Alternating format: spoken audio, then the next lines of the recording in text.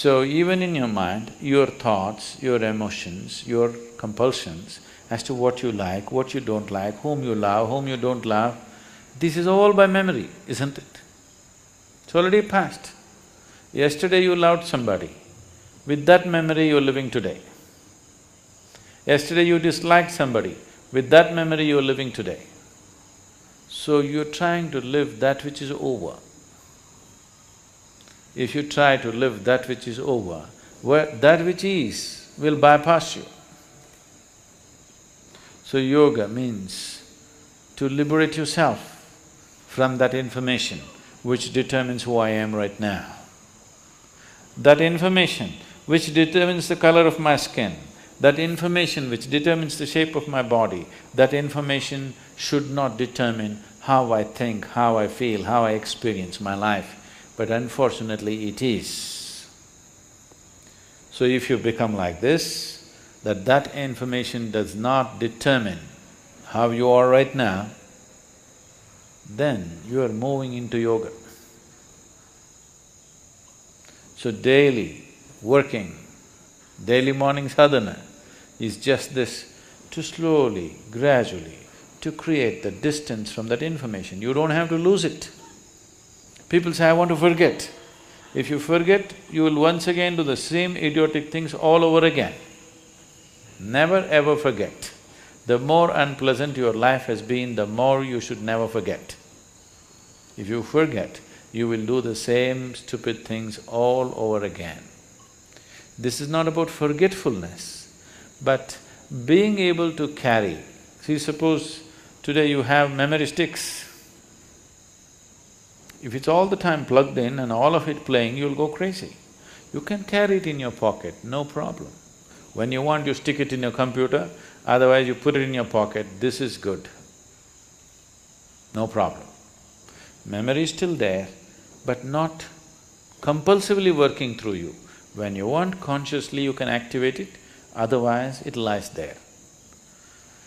So if this becomes like this, if you want, you can activate all of it, otherwise you can keep it aside. Then once that freedom comes, memory is not a problem. But right now memory is a problem because it's playing up all the time. Yesterday's love, yesterday's dislike, everything is determined who you are today. It will not allow you to experience what is today. It will not allow you any possibility of life, it will just keep on, you are like a broken record, just going on the same thing. I dislike this person, I dislike this person, I dislike this person. Only yesterday you disliked him. Today it's not necessary to dislike him. Yesterday he was doing something, we disliked him. There is no need to dislike him today, but the memory is playing up and saying, I dislike him, I dislike him. Whether you like him or you dislike him, both ways, it is an old record playing, which will not allow you any perception. Unless you begin to perceive life in larger and larger doses, there is really no experience of life, just mind playing over and over, same record. So yoga means breaking this cycle, and nature will not release you from that, just like that. It needs a certain amount of work. If you want to be just like that released, then you have to release yourself from the body itself.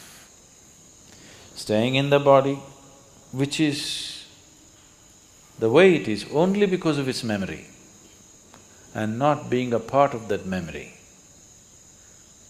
It is the foundations of information that we carry which has constructed this body the way it is. To live in it and not to be off it will not come easy. I'm not saying it's difficult, but it needs to be worked at. The sadhana is just about this. However simple the sadhana is, every day if it is worked at, slowly one can see a certain level of freedom happening within you step by step, maybe inch by inch. maybe micromillimeter by a micromillimeter, but nobody can say it is not releasing you. It will slowly release you. If you want to go rapidly, a lot more to do. You don't mind going slowly, something to do. So tomorrow morning sadhana.